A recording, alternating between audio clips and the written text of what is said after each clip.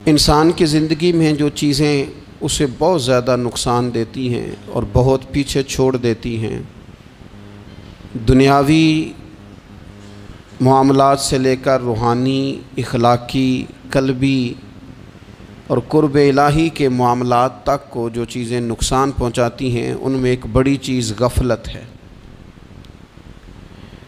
ایک لفظ ہوتا ہے جو ہمیں اکثر سننے کو ملتا ہے کہ آپ کی توجہ نہیں ہے۔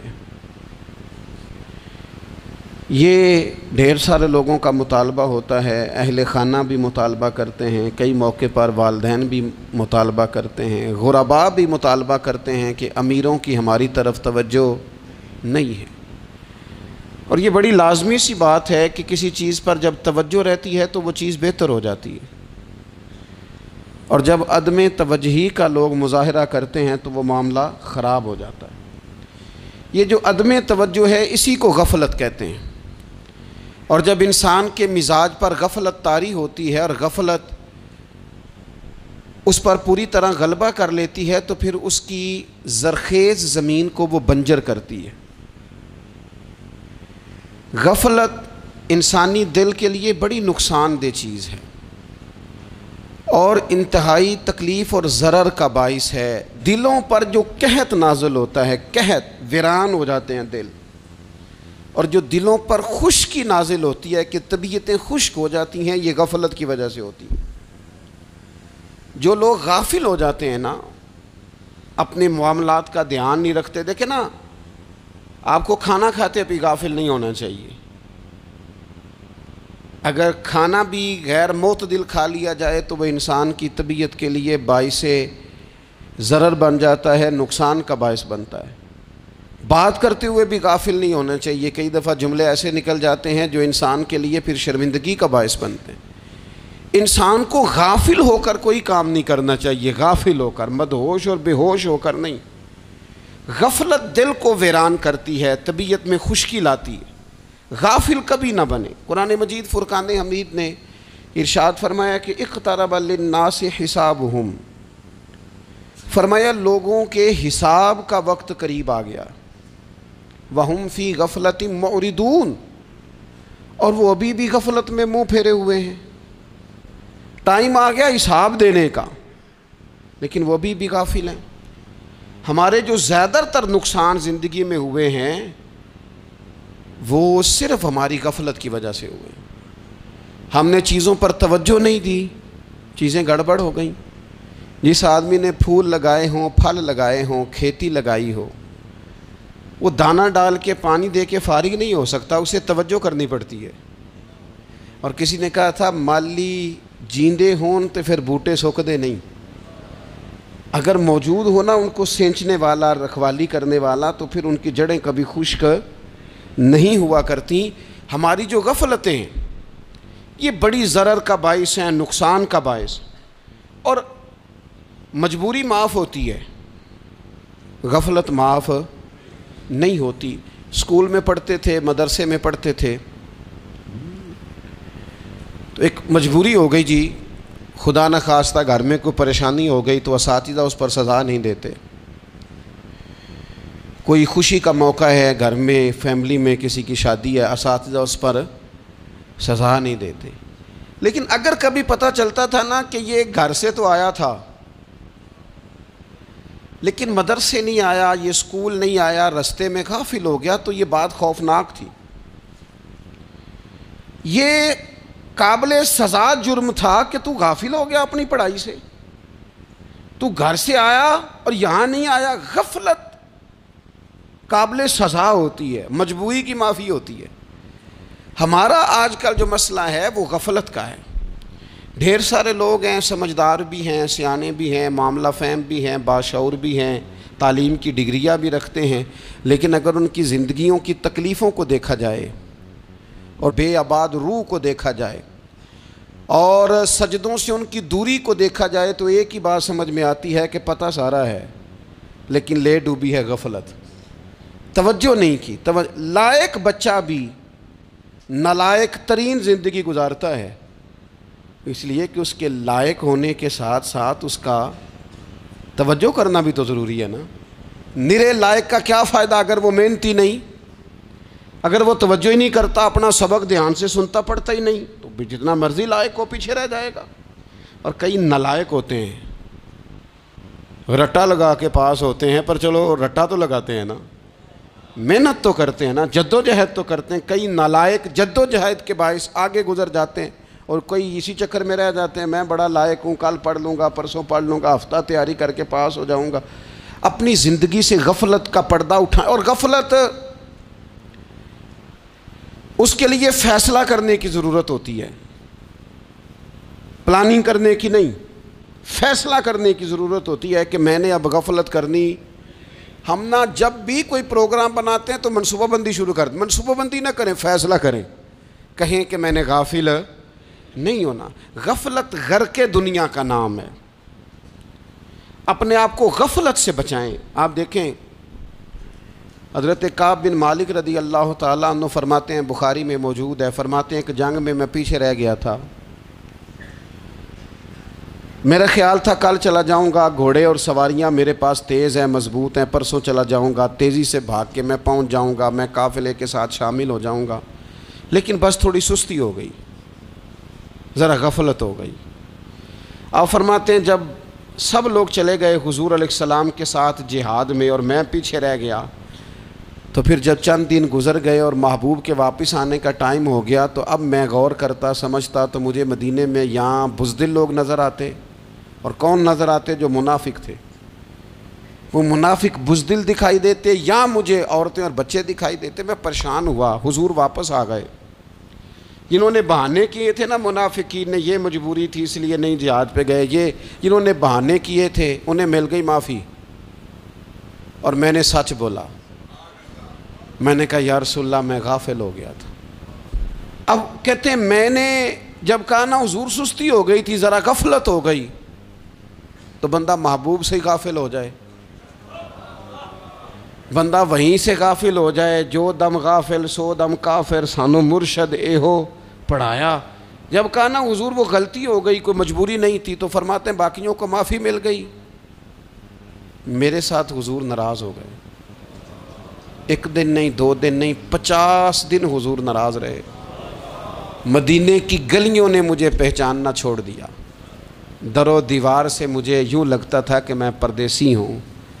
فرماتے ہیں میں مسجد میں آتا تھا، میں جب محبوب کو دیکھتا تو حضور رخ انور پھیر لیتے، اور مجھے پتا تھا جب میرا چہرہ ادھر ادھر ہوتا تو پھر کریم رحمت کی نظر فرماتے۔ فرماتے ہیں 50 دن مسلسل، پھر مجھے حکم ہوا کہ بیوی بھی بھیج دو، میکے بچے بھی بھیج دو، ننہال یعنی تنہا رہ جاؤ۔ فرماتے ہیں وہ میں نے قید تنہائی کاٹی، لیکن شکر اللہ کا یہ ہے کہ میں سچا تھا، بس ذرا بھول گیا تھا، بس ذرا غفلت ہو گئی تھی۔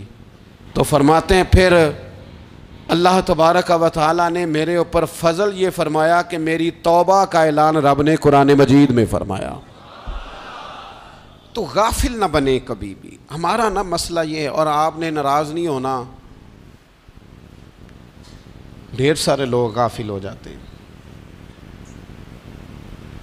مالدار بھی غافل ہیں، صاحبان علم بھی الا ماشاء اللہ بہت ساری جگہوں پہ غافل ہیں۔ جن لوگوں کو 4 لوگ جاننے لگ جاتے ہیں، کوئی مقام حاصل ہو جاتا ہے، وہ بھی بہت ساری جگہوں سے غافل ہو جاتے ہیں الا ماشاء اللہ۔ غفلت بڑی تکلیف والا منظر ہے۔ جو لوگ سمجھتے ہیں نا میں اب گڈ بک میں آ گیا ہوں، اب میں اچھا ہو گیا ہوں، اب میرے لیے خیر کہا جاتا ہے، مجھے اچھائی شاید یہ مستقل میرے ساتھ رہے گی، تعریف ہی ہوگی ہمیشہ، وہ بھی غافل ہو جاتے ہیں۔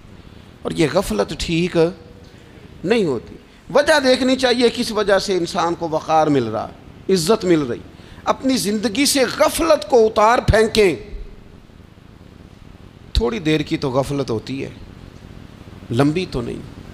2 منٹ کے لیے صرف اس نے ڈرائیونگ کرتے ہوئے چہرہ موبائل کی طرف کیا تھا، 2 ہی تو منٹ لگے تھے۔ لمحوں نے خطا کی تھی، صدیوں نے سزا پائی۔ لمحوں نے خطا کی تھی، صدیوں نے سزا پائی۔ ایک لمحے کے لیے غافل ہوئے تھے اور صدیاں، نسلیں روتی رہ گئیں پیچھے۔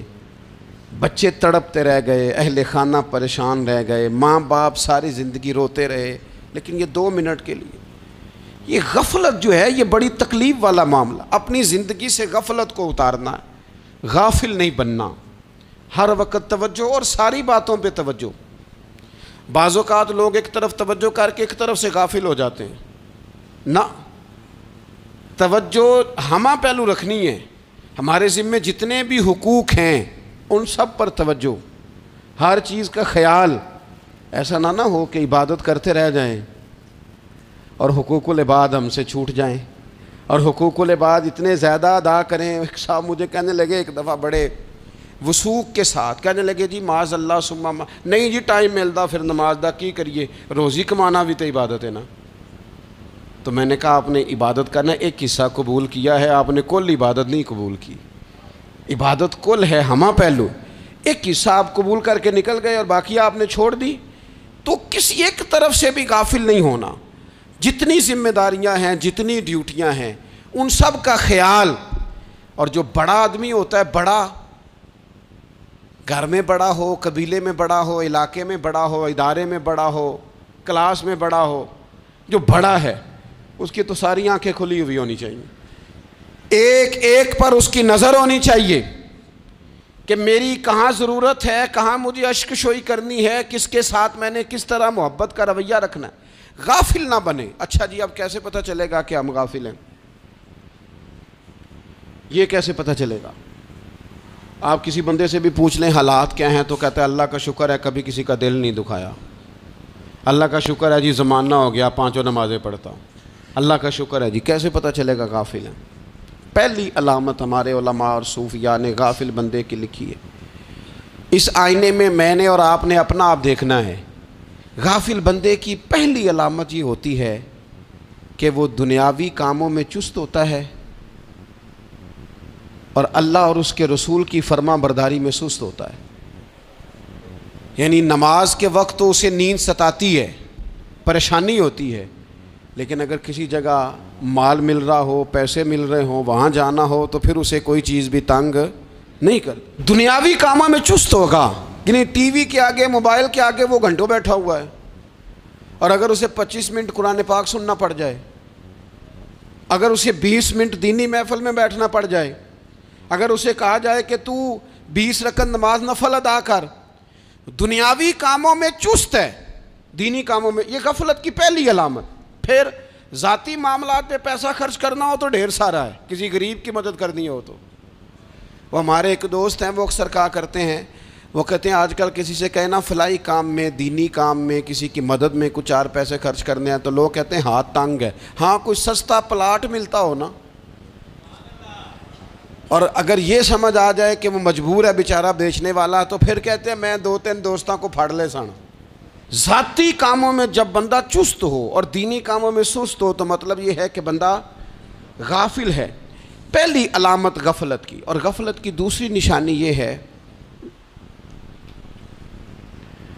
کہ انسان گناہ کے کاموں کو معمولی سمجھنے لگ جاتا ہے. یہ غافل بندے کی نشانی ہے. گناہ کو معمولی سمجھتا ہے، چھوٹا سمجھتا ہے. آج کل لوگ کہتے نہیں میں کو اکیلا کر رہا ہوں، ساری دنیا ہی کرتی ہے. اور جناب کیا ہو گیا، اگر یہ غلطی ہو گئی تو بندے سے ہو ہی جاتا ہے. گناہ کو معمولی سمجھنا، چھوٹا سمجھنا اور کہنا پھر کیا ہو گیا ہے، انسان سے غلطی ہو جاتی ہے. آپ دیکھ لیں کہ سینکڑوں بیسیوں گناہوں کا بوجھ ہمارے سروں پہ ہوتا ہے، لیکن کوئی ہمارا دبدبہ ہے، کوئی ہماری گفتگو ہے، کوئی ہمارے جملوں میں خود پسندی ہے، کوئی ریاکاری ہے، کوئی تصنع ہے. یہ غافل بندے کی علامت ہے. نبی اکرم صلی اللہ تعالیٰ علیہ وآلہ وسلم نے فرمایا مومن اپنے گناہوں کو پہاڑ کی طرح سمجھتا ہے. یہ بخاری میں حدیث ہے. مومن پہاڑ کی طرح جانتا ہے اور وہ ڈرتا ہے کہ کہیں وہ پہاڑ اس کے اوپر گر نہ جائے، یعنی کہیں مجھے میرے گناہ کی سزا نہ مل جائے. چھوٹے گناہ کو بھی پہاڑ جانتا ہے، یار مجھ سے غلطی ہو گئی، مجھے ٹھیک کر لینی چاہیے، مجھے معافی لے لینی چاہیے، مجھے توبہ کر لینی چاہیے. مومن اپنے اوپر گناہ کو پہاڑ کی جانب سمجھتا ہے. اور حضور علیہ الصلوۃ والسلام فرماتے ہیں کہ یہ جو فاسق اور فاجر ہوتا ہے نا، اللہ کا نافرمان، یہ گناہ کو مکھی کی طرح سمجھتا ہے، یہ سمجھتا ہے میں نے اشارہ کرنا ہے مکھی نے اڑ جانا ہے۔ مومن کی علامت یہ ہے کہ وہ پہاڑ جانتا ہے اگر غلطی ہو جائے تو پہاڑ۔ امام اعظم ابو حنیفہ رحمۃ اللہ علیہ گزر رہے تھے تو بارش ہو گئی تھی اور کوفہ میں کیچڑ تھا، تو آپ نے جو جوتے پہنے ہوئے تھے ان جوتوں سے چلتے ہوئے نا آپ کے پاؤں سے کچھ مٹی اڑی، تو سامنے ایک یہودی تھا، اب اس زمانے میں دیواریں کچی ہوتی تھیں، اس کے دیوار پر جا کے وہ مٹی جو تھی وہ لگ گئی۔ اب امام صاحب بڑے پریشان ہوئے کہ میں نے اس کی دیوار کو آلودہ کر دیا۔ یہاں تو لوگ اپنی اینٹیں رکھتے رکھتے کئیوں کی دیواریں توڑ ہی دیتے ہیں، اور پھر وہ اس پر ماننے کو بھی تیار نہیں ہوتے، تسلیم کرنے کو بھی تیار نہیں ہوتے۔ وہ کہتے ہیں پھر کیا ہو گیا، اب ہمارا یہاں گھر ہے تو ہم نے ٹرالی منگوانی نہیں تھی، ہمارا حق بنتا تھا۔ امام صاحب کے پیروں سے ذرا کیچڑ اڑا، یہودی کی دیوار پہ لگا، اس کی کچی دیوار تھی۔ امام صاحب پریشان ہو گئے، سوچنے لگے کہ اگر میں دیوار سے یہ کیچڑ اتارتا نہیں تو یہ بھی زیادتی ہے، میں نے اس کی دیوار کو گدلا کر دیا، اور اگر میں اتارتا ہوں تو کچھ مٹی اس کی دیوار کی بھی اتر جائے گی، کچی دیوار ہے، یہ بھی زیادتی ہے۔ مومن گناہ کو پہاڑ کی طرح سمجھتا ہے کہ کہیں گر نہ جائے، اس کی بھی کہیں سزا نہ مل جائے۔ امام صاحب نے اس کے دروازے پہ دستک دی، وہ باہر آیا تو اتفاق سے وہ آپ کا مقروض بھی تھا، اس نے پیسے دینے تھے۔ باہر نکلتے ہی کہنے لگا اوہو آپ تو قرض لینے آ گئے، میرے پاس تو ابھی گنجائش نہیں ادا کرنے کی۔ تو امام صاحب کہنے لگے تو قرض چھوڑ، وہ میں نے معاف کیا، میرے سے غلطی ہو گئی ہے، میں آ رہا تھا، لکڑی کے جوتے اس زمانے میں کھڑاؤں لوگوں نے پہنے ہوتے تھے، کہا وہ میرے پیروں سے ذرا کیچڑ اڑا ہے، تیری دیوار پہ لگ گیا ہے، اب میں بڑی دیر سے کھڑا سوچ رہا ہوں کہ اگر میں تیری دیوار صاف نہ کروں تو میں نے یہ میلی کر دی، گدلی کر دی، یہ بھی بات درست نہیں ہے، زیادتی، اور اگر میں اسے صاف کرتا ہوں کچی دیوار سے کچھ مٹی اتر جائے گی تو یہ بھی زیادتی ہے، اب تو بتا میں کیا کروں۔ تو بے موسمہ پھل تھا نا یہ، تو بے موسمہ پھل دیکھ کے بندہ حیران ہو جاتا ہے، جو باتیں روٹین میں نہ ہو رہی ہوں وہ ذرا انوکھی لگتی ہیں، بندہ حیران ہو گیا، غور سے امام صاحب کا چہرہ دیکھنے لگا، غور سے چہرہ دیکھنے لگا، اور پھر تھوڑی دیر سوچنے کے بعد کہنے لگا حضور پہلے میں نے دین اسلام کے بارے میں پڑھا اور سنا تھا، آج میں نے دین دیکھا ہے، پہلے میں نے سنا تھا کہ دین اسلام اس طرح کا ہے، آج میں نے دین۔ ہم نہ پوری دنیا کے کافروں کو دین سنانا چاہتے ہیں، دکھانا نہیں چاہتے، ہم نیک نظر آنا چاہتے ہیں، نیک بننا نہیں چاہتے، ہم نیک نظر آنا چاہتے۔ نتیجہ کیا نکلتا ہے کہ کچھ عرصے کے بعد پتہ چل جاتا ہے بندہ کس لیول کا نیک ہے، کیا معیار ہے اس کی نیکیوں کا۔ کہنے لگا حضور پہلے میں نے دین سنا تھا، آج دیکھا ہے۔ آپ وہ مٹی کی دیوار پر جو کیچڑ لگ گیا ہے، دیوار کو بعد میں صاف کیجئے گا، پہلے کلمہ پڑھائیں تاکہ میرے اندر کا کفر صاف ہو جائے، مجھے مسلمان کر دیں۔ تو غافل آدمی جو ہوتا ہے نا وہ پھر تیسری بات، جب بندہ بہت زیادہ غافل ہو جاتا ہے پھر اعلانیہ گناہ کرنے لگتا ہے۔ ایک گناہ پھر اس کا اظہار گناہ، ایک بندہ حدیث پاک میں آتا ہے ایک بندہ رات کو کوئی غلطی کرتا ہے، اللہ تعالیٰ اس پہ پردہ ڈال دیتا ہے، لیکن وہ سویرے خود لوگوں کو بتاتا پھرتا ہے میں نے یہ کیا، میں نے یہ کیا۔ جب آپ اظہار گناہ کرتے ہیں نا تو سامنے والا بھی دلیر ہوتا ہے، کہتا ہے اس نے کیا میں کر لوں گا تو پھر کیا ہوا۔ ہمارے علماء نے لکھا ہے کسی کی نماز قضا ہو جائے تو کسی کو بتائے نہ، قضا پڑھ ڈالے، اس کا جگہ جگہ ذکر نہ کرے۔ جب آپ کہیں گے نا میری قضا ہو گئی تو آپ کے ساتھ رہنے والا بچہ دوست سمجھے گا یار اس کی قضا ہو گئی ہے تو میری بھی ہو جائے گی تو کیا ہوا۔ گناہ کرنا بھی گناہ ہے اور گناہ کا اظہار بھی گناہ ہے۔ نبی اکرم صلی اللہ تعالیٰ علیہ وآلہ وسلم نے ارشاد فرمایا میری ساری امت کو معافی مل جائے گی سوائے ان لوگوں کے جو اعلانیہ گناہ کرتے ہیں۔ یہ بخاری مسلم دونوں میں حدیث موجود ہے۔ جو اعلانیہ گناہ، جنہوں نے خود ساری دنیا کو گواہ بنا لیا میں نے یہ بھی جرم کیا، یہ بھی کیا، یہ بھی کیا، یہ بھی کیا، خود انہوں نے لوگوں کے، بہت بڑے غافل آدمی کی علامت ہے کہ گناہ کرے اور پھر اوپر سے اعلانیہ گناہ کرے، اتنا بڑا جرم کرے۔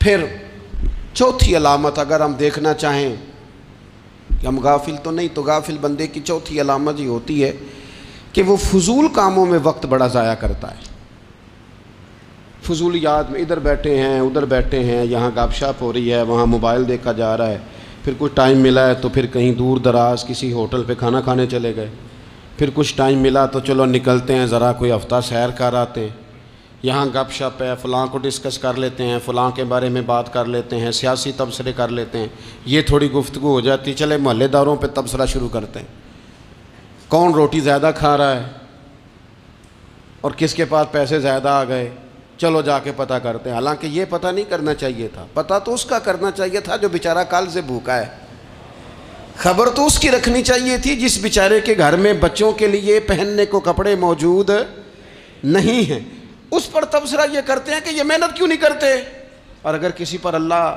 عطا کر دے پھر حساب ضرور لگاتے ہیں کہ ذرا معلومات کرو یہ اتنی جلدی آگے کیسے نکل گئے۔ غافل بندے کی علامت ہے وقت کا ضائع کرنا اور فضول کاموں میں ضائع کرنا اور بلا وجہ ضائع، اور ایسے سوالات کرنا جن کی ضرورت ہی کوئی نہیں، بالکل ضرورت ہی نہیں، کوئی مطلب ہی نہیں، لیکن ہم لوگ وقت ضائع، یہ غفلت کی علامت، غفلت۔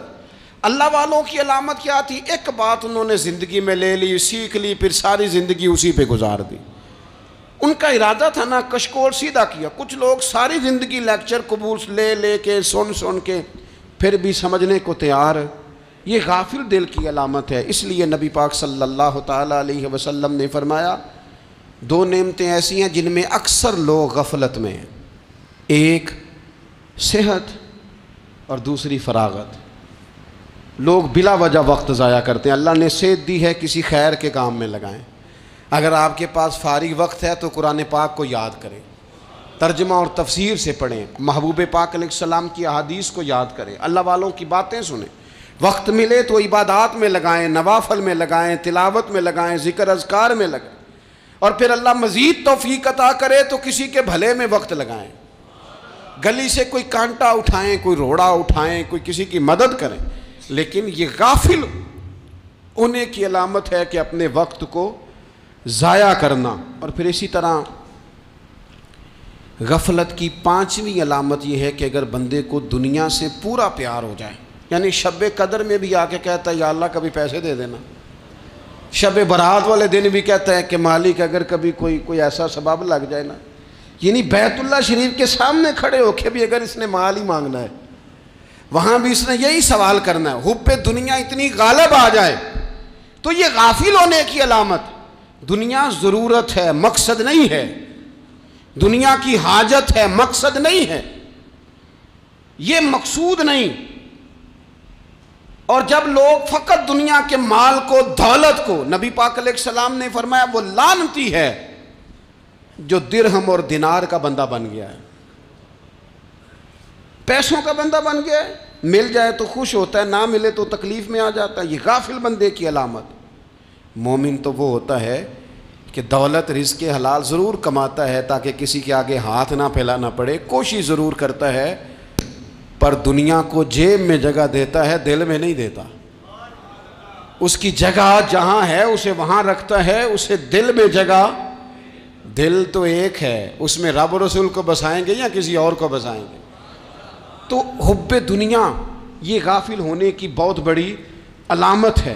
پھر اسی طرح جو بندہ رب کریم کو جانتا نہیں نا وہ بھی غافل ہو جاتا ہے۔ ایک تو جو یہ نہیں نہ جانتا کہ رب کریم سزا دے گا، وہ مجھے دیکھ رہا ہے، اسے نہ اونگ آتی ہے نہ نیند آتی ہے، جو اس کی معرفت نہیں رکھتا کہ میرا رب ہر وقت مجھے دیکھ رہا ہے، وہ بھی غافل ہو جاتا ہے۔ جسے پتہ ہونا کہ مجھے دیکھ رہا ہے وہ غافل نہیں ہوتا۔ اور جو یہ سمجھ لیتا ہے نا کہ شاید معاذ اللہ ثم، اس یقین کو پکا نہیں کرتا، وہ غافل ہو جاتا ہے۔ اور ایک جو یہ نہیں نہ جانتا کہ رب مہربان کتنا ہے، وہ بھی غافل ہو جاتا ہے۔ مجھے بتائیے سب سے زیادہ تو بندہ اس کے دروازے پہ جاتا ہے نا جو سب سے زیادہ مہربانی کرنے والا ہو، اس دروازے سے بندہ اٹھتا ہی نہیں۔ تو جس کو یہ یقین ہو جائے نا سب سے زیادہ کرم فرمانے والی ذات اللہ رسول کی ہے، وہ کبھی رب رسول سے غافل نہیں ہوتا۔ وہ کبھی اللہ رسول کا دروازہ چھوڑ کے نہیں جاتا، وہ کبھی کسی اور جگہ جا کے پناہ تلاش نہیں کرتا۔ جسے پتہ چل جائے نا وہ کریم کتنا ہے، مہربان کتنا ہے۔ ملا رومی رحمت اللہ علیہ فرماتے ہیں بہت بڑا مجرم تھا ایک بندہ، بہت بڑا گناہگار تھا، بت کو پوجتا تھا، تھک گیا ساری رات بت کے سامنے کھڑا تھا، معاذ اللہ یا صنم یا صنم یا صنم کہتے، تھک گیا، نیند آ گئی، اونگ آ گئی۔ جب پوری طرح نیند آ گئی اور دماغ پہ نیند قبضہ کرنے لگی تو اس کے منہ سے نکل گیا، صنم صنم کہہ رہا تھا نا، نکل گیا یا صمد، او بے نیاز مالک۔ رب کریم نے فرشتوں سے فرمایا دوڑ کے جاؤ، جو کہتا ہے اسے دے دو۔ فرشتے کہنے لگے مالک وہ تو بت کو پکار رہا تھا، اس نے تو غلطی سے نام لیا ہے۔ فرمایا مجھے نہیں پتا، لیکن دیکھو نا اس نے مجھے پکارا تو ہے نا، کتنی دیر سے جھوٹے کو پکار رہا تھا، اس کا معاملہ حل نہیں ہوا، اب اگر سچے کو پکارنے پہ بھی حل نہ ہوا تو فرق کیا رہ جائے گا؟ دے دو جو مانگتا ہے، دے دو۔ میرے دوست گھر پتہ چل جائے وہ کریم کتنا ہے، وہ مہربان کتنا ہے۔ میرے رسول پاک علیہ الصلوۃ والسلام نے تو فرمایا تیری آنکھ سے اگر اس کے خوف سے اتنا آنسو بھی نکل گیا جتنا مچھر کا پر ہوتا ہے، تو جس طرح بھینس کے تھنوں سے نکلا ہوا دودھ واپس تھنوں میں نہیں نہ جاتا، جو اتنا بھی روئے نہ روئے اللہ کے خوف سے، وہ بندہ دوزخ میں نہیں جائے گا۔ تھوڑی دیر کے لیے ڈر جائے اپنے رب سے، آئے تو صحیح۔ عدم معرفت غفلت پیدا کرتی ہے، تو آ تو صحیح، وہ تو کریم ہی بڑا ہے، وہ تو مہربان ہی بڑا ہے۔ حضرت زنیرہ رضی اللہ تعالی عنہ حضور کی صحابیاں ہیں۔ ایام جو مکے کے تھے مسلمانوں پر بڑی آزمائش کے تھے، انہیں بڑا مارا کفار نے، اتنا مارا کہ ان کی بینائی چلی گئی، نظر آنا بند ہو گیا۔ کافروں کی عورتوں نے تانا دیا کہ تو نے ہمارے بت چھوڑے ہیں نا، تو دیکھنا تیری بینائی چلی گئی۔ تو جناب زنیرہ اللہ پہ بھروسہ، توکل، معرفت الہی کا جذبہ، اٹھ کے کھڑی ہو، کہنے لگی چپ کرو، تمہارے جھوٹے بت کیا کر سکتے ہیں، میرا رب چاہے تو صبح جب میں اٹھوں تو میری آنکھیں روشن ہو، اگر کریم کرم کر دے۔ لوگ کہتے ہیں واقعی ایسا ہوا، جب وہ سویرے اٹھی تو اللہ نے ان کی روشنی واپس کر دی تھی۔ تجھے پتہ چل جانا وہ مہربان کتنا ہے۔ وہ ایک بزرگ تھے تو ان سے کسی نے کہہ دیا کہ اگر آپ کا حساب آپ کے ماں باپ کے ذمہ ہو جائے تو پھر کیسا، پوچھنے کے لیے قیامت میں اگر ماں باپ حساب لیں تو پھر کیسا۔ تو بڑے سیانے لوگ تھے جو دل والے تھے، کہنے لگے نہیں، رب کریم ہی ٹھیک ہے، اس لیے کہ وہ ماں باپ سے کہیں بڑھ کر پیار کرنے والا ہے۔ اگر یہ معرفت مل جائے وہ کریم کتنا ہے۔ اور جب بندہ پوری طرح اس کی بارگاہ میں آ کے تڑپ جاتا ہے نا، مولا میں جاؤں کدھر، تیرا دروازہ چھوڑ کے جاؤں کدھر۔ اقبال کہتے ہیں وہ ایک سجدہ جسے تو گراں سمجھتا ہے، 1000 سجدوں سے دیتا ہے آدمی کو نجات۔ تجھے جگہ جگہ جھکنا نہیں پڑے گا اگر تو صحیح معنوں میں اپنے رب کی بارگاہ میں جھک جائے۔ تو میرے عزیز کوشش کریں کہ اس کی معرفت، اس کا کرم، اس کی عطا اور اللہ تبارک و تعالیٰ کے حاضر و ناظر ہونے پر عین الیقین، حق الیقین حاصل کریں۔ اور پھر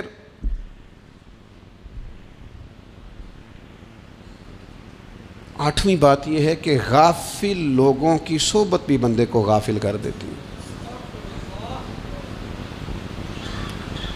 غافلوں کی صحبت میں نہ بیٹھیں، ان کی صحبت میں بیٹھیں جن کے پاس بیٹھنے سے دل میں رب رسول کی محبت پیدا ہوتی ہے۔ غافلوں سے بچیں۔ چنگیاں دے لڑ لگی ساں تے چولی چ پھل پئے، تے جدوں میں پیڑیاں دے سنگ رل گئی تے میرے اگلے بھی ڈول گئے۔ برے آدمی کی صحبت بندے کو غافل کر دیتی۔ غافلوں کی صحبت میں کبھی نہ بیٹھیں، کبھی نہیں۔ غافل آدمی آپ کو غافل کر دے گا۔ میرے نبی پاک علیہ الصلوۃ والسلام نے فرمایا انسان اپنے دوست کے مذہب پر ہوتا ہے۔ یہ بہت بڑے لفظ ہیں۔ فرمایا المرء علی دین خلیلہ، انسان اپنے دوست کے مذہب پر ہوتا ہے۔ تو دیکھ تو نے دوست کس کو بنایا ہے، جو تیرے دوست کا مذہب ہوگا وہی تیرا ہو جائے گا۔ ہم نے دوست بنایا نا غوث پاک جیلانی کو، ہم نے یاری لگائی ہے نا داتا علی اجمیری سے، ہماری نسبت ہے نا معین الدین اجمیری سے، ہمارا تعلق ہے نا بہاؤالدین زکریا ملتانی سے، ہمارا رشتہ ہے نا حضرت مجدد الفسانی سے، ہم ماننے والے ہیں نا اعلیٰ حضرت بریلوی کے، ہمارا تعلق ہے کبھی جماعت علی سے کبھی مہر علی سے، ہمارا ان سے تعلق ہے تو صبح شام ہماری زبان پہ رہتا ہے بالغ العلا بکمالہ کشف الدجی بجمالہ حسنت جمیع خصالہ صلو علیہ وآلہ۔ ان سے تعلق جڑا ہے نا تو کئی دفعہ تنہائیاں تڑپا دیتی ہیں اور تڑپ کے کہتے ہیں آج سکھ متران دی ودھیری ہے، آج سکھ متران دی، سکھ کہتے ہیں اڈیق کو، متر کہتے ہیں محبوب کو، آج سکھ متران دی ودھیری ہے، ایک کیوں دلڑی اداس گھنیری ہے، لوں لوں وچ شوق چنگیری ہے، آج نینا لائیاں کیوں جھڑیاں، سبحان اللہ سبحان اللہ سبحان اللہ۔ پہلے کہتے ہیں سکھ متران دی ودھیری ہے یعنی اداس ہوں، پھر حضور کے جلووں پہ نظر کرتے ہیں، کہتے ہیں سبحان اللہ سبحان اللہ، ماں اجمل کا ماں احسانہ کا ماں اکمل کا، اور پھر فوراً کہنے لگے او کتھے مہر علی، او کتھے مہر علی، کتھے مہر علی تے کتھے تیری سنا، اب ایکھو مشتاق اکھیں کتھے جاڑیاں، بلغ العلا بکمال کشف الدجی بے، اور میرے اعلیٰ حضرت کہنے لگے سرور کہوں کہ مالک و مولا کہوں تو، باغ خلیل کا گل زیبا کہوں تجھے، تیرے تو وصف عیب تناہی سے ہیں بری، حیران ہوں میرے شاہ میں کیا کیا کہوں تجھے۔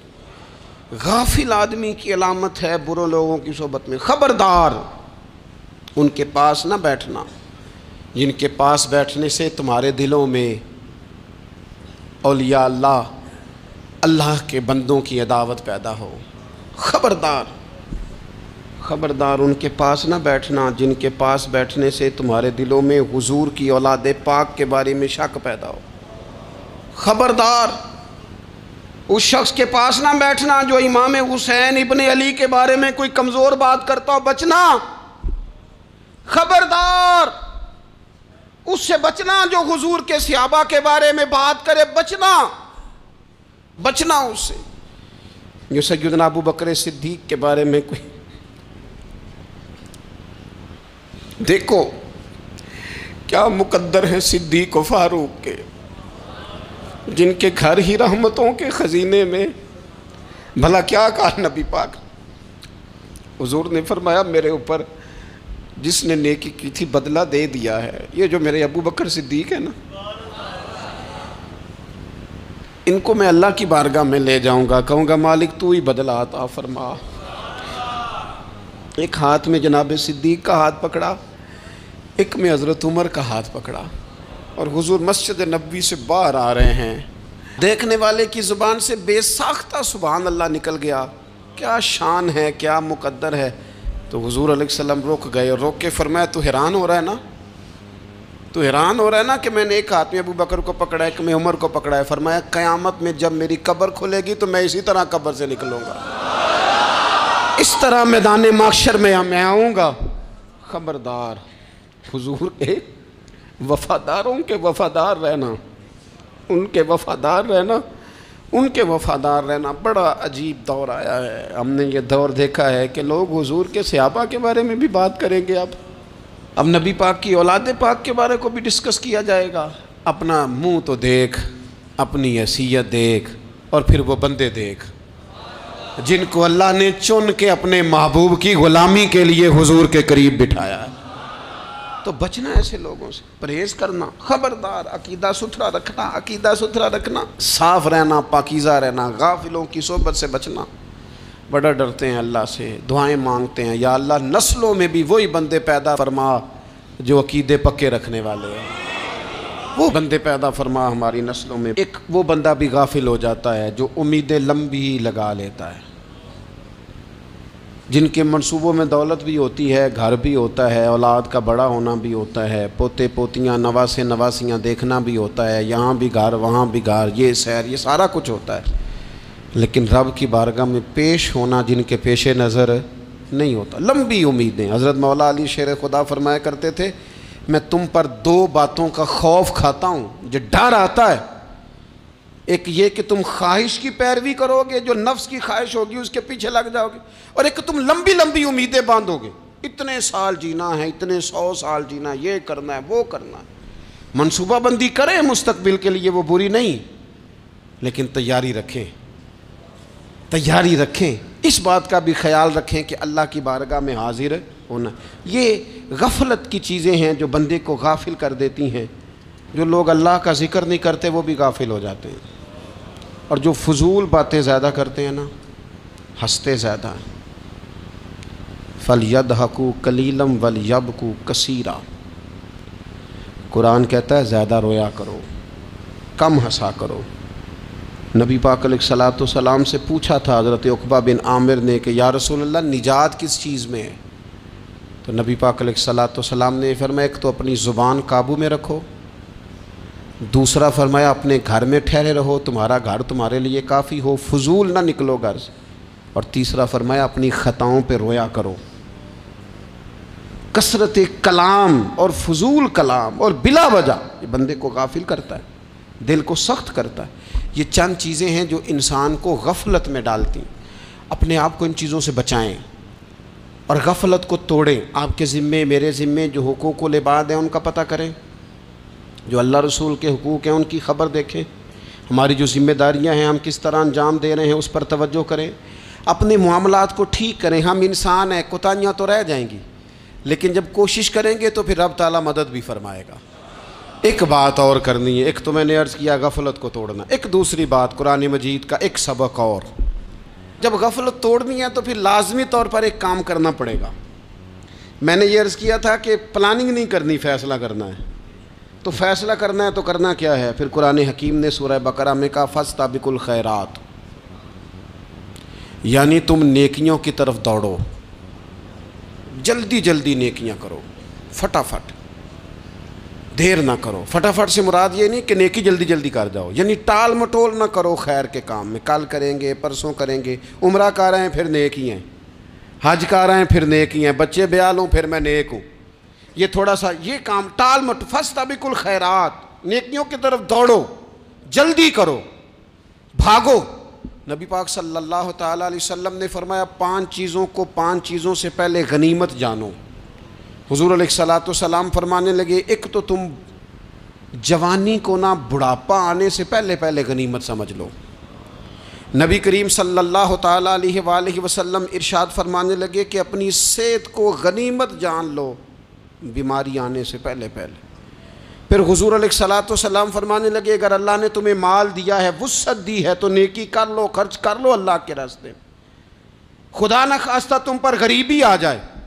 اور پھر حضور سید عالم صلی اللہ تعالیٰ علیہ وسلم فرمانے لگے اگر تمہیں اللہ نے کچھ فراغت دی ہے، بہت زیادہ مصروف نہیں ہو، تو غنیمت جان لو، جلدی سے نیکی کر لو قبل اس کے کہ تم مشغول ہو جاؤ۔ اور 5ویں بات حضور نے بیان کی، فرمایا زندگی کو غنیمت جانو موت آنے سے پہلے پہلے، جلدی سے نیکی کر لو۔ نیکی کے لیے ساری زندگی منصوبہ بندی نہ کرتے رہو، نیکی کے لیے دیکھو نا، ہماری زندگی میں یہاں دنیا میں رہ کے چند منٹوں میں وہ نیکی کی جا سکتی ہے جو قیامت کے بعد صدیوں کا ہمارا فائدہ کرے گی، صدیوں کا فائدہ کرتے نہیں۔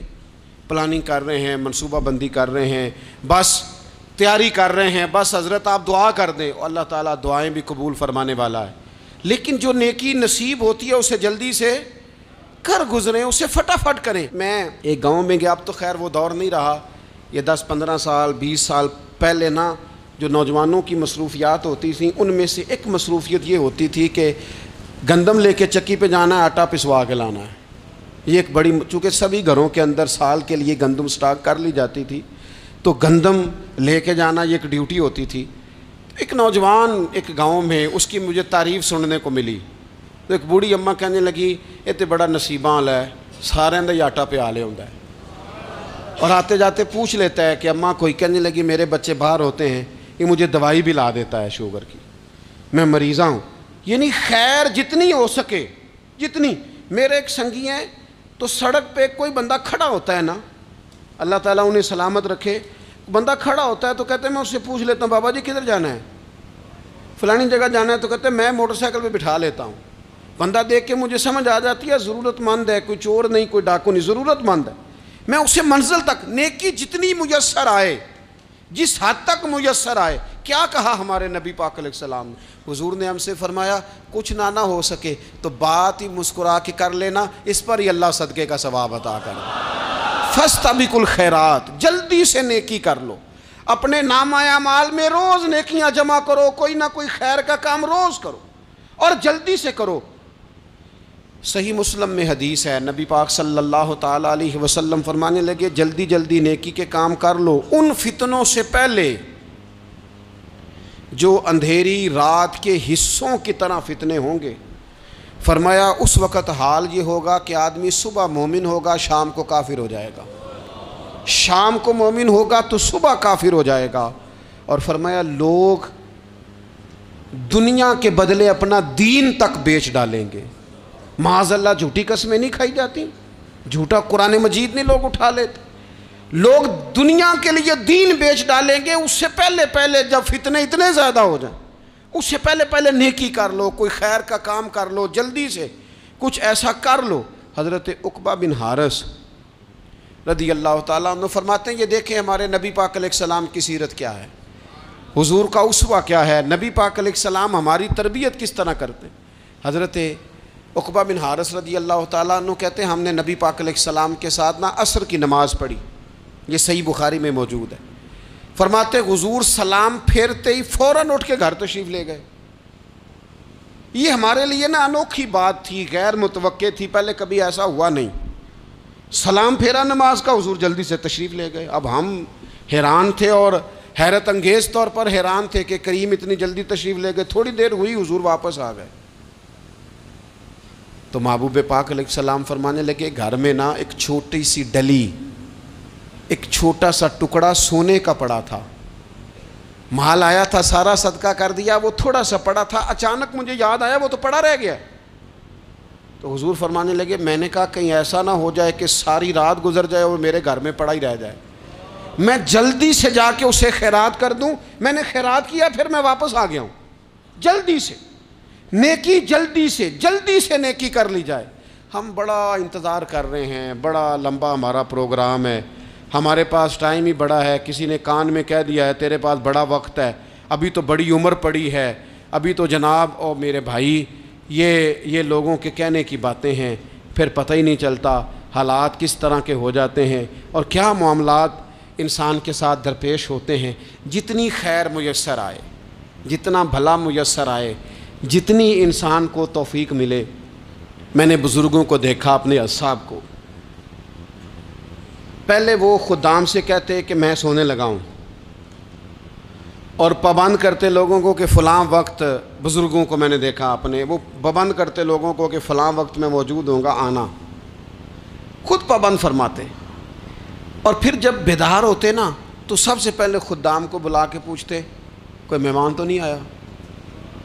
وہ جناب آپ نے خود ہی تو پابند فرمایا فلاں دن آنا. کہنے لگے چل یار اگر کوئی آیا تو مجھے ملا لو، میری ملاقات کرا لو. کیوں؟ اس لیے کہ دور سے آیا ہے، مجھ سے ملنے آیا ہے، کوئی خیر کی بات سیکھنے آیا. چلو میرے نامہ اعمال میں کوئی نیکی جائے گی، کچھ نہ کچھ خیر جمع کر لی جائے، کچھ نہ کچھ ڈیوٹی کر لی جائے، کچھ کام کریں اور جلدی سے کریں. حضرت جابر ابن عبداللہ انصاری رضی اللہ تعالیٰ عنہ بیان کرتے ہیں، یہ بھی بخاری میں موجود ہے. کہتے ہیں ایک صحابی نا نبی پاک علیہ السلام کی بارگاہ میں حاضر ہوئے غزوہ احد کے موقع پر،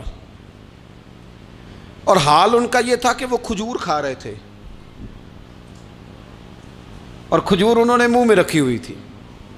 حضور کی بارگاہ میں حاضر ہوئے اور عرض کرنے لگے یا رسول اللہ صلی اللہ تعالیٰ علیہ وسلم اگر میں شہید کر دیا جاؤں تو کہاں جاؤں گا؟ حضور فرمانے لگے جنت میں. تو کہتے ہیں انہوں نے جو کھجور منہ کے اندر تھی نا وہ انہوں نے نگلی نہیں، اندر نہیں لے گئے، اس کو باہر نکالا اور دوڑ کے آگے بڑھے اور جنگ کرنی شروع کر دی. اور لڑتے لڑتے شہید ہو گئے۔ کیا سبق دیا انہوں نے؟ سبق یہ دیا کہ نیکی کرنے میں اتنی دیر بھی نہیں کرنی جتنی کھجور کھانے میں دیر لگتی ہے۔ جلدی سے نیکی کرنی ہے، فٹافٹ نیکی کرنی، اس کے اندر ٹال مٹول نہیں کرنا۔ اسی وقت انہوں نے کھجور باہر نکال دی، دوڑ کے انہوں نے حضرت انس بن نضر رضی اللہ تعالیٰ عنہ، حضرت انس بن مالک رضی اللہ تعالیٰ عنہ کے چچا ہیں، میدان احد میں نا، احد پہاڑ کے قریب کھڑے تھے، لوگوں سے کہہ رہے تھے جلدی جلدی ادھر آؤ، وہ جنت جو انسان کو انتقال کے بعد نصیب ہوگی اور قیامت کے بعد نصیب ہوگی، فرماتے تھے مجھے تو ابھی احد پہاڑ کے اندر سے جنت کی خوشبو آ بھی رہی ہے، لہذا جلدی سے آؤ، ادھر دوڑو، جہاد کرو، آؤ کفار سے لڑیں۔ تو نیکی میں دیر نہیں کرنی، جو نیکی میسر آتی ہے، جس کو میسر، ماں باپ میسر ہیں تو خدمت کر لیں، اہل خانہ ہیں تو حسن سلوک کر لیں، اللہ نے اولاد دی ہے تو اچھی تربیت کر لیں، دوست ہیں تو خیر خواہی کر لیں، اگر آپ کو اللہ رمضان عطا کرتا ہے تو زیادہ سے زیادہ اس کی عبادت کر لیں، اگر نظر ٹھیک ہے تو تلاوت زیادہ سے زیادہ کر لیں، زبان چلتی ہے تو رج رج کے مدینے والے محبوب پہ درود و سلام پڑھ لیں، اللہ تعالیٰ کا ذکر کر لیں، جلدی سے خیر جمع کریں، اپنے وقت کو ضائع نہ کریں۔ یہ آج کا سبق ہے۔ ایک تو ہم نے فیصلہ کرنا ہے کہ بس غفلت نہیں، اب غفلت، اب انشاءاللہ اللہ اللہ کرنی ہے، اب کوئی خیر کا کام کرنا ہے۔ میرے حضرت کا ایک جملہ کبھی نہیں بھولنا، فرمایا کرتے تھے زمین کے اوپر کام، نیچے جا کے آرام۔ یہ چھوڑ دیں اتنے گھنٹے سونا ہے تو یہ کرنا ہے تو میری نیند میں دخل کوئی نہ ڈالے، پھر سوتے ہی رہ جائیں گے، سوتے ہی رہ جائیں۔ زمین کے اوپر کام اور نیچے جا کے جاگنا ہے، جاگ لے افلاک کے سائے تلے، پھر حشر تک سوتا رہے گا خاک کے سائے تلے۔ اب جاگ لے افلاک کے سائے کے نیچے، جاگ، کھول آنکھیں، ہر وقت کا سونا، ہر وقت سونا، ہر وقت جو اپنے آرام کی فکر کرنا، اس سے نکل آئیں اور اچھا کھانا اور اچھا پہننا اور بس اپنی مرضی کی زندگی من چاہی جینا، اس سے باہر آئیں، فیصلہ کریں، فیصلہ کہ اب غفلت نہیں کرنی۔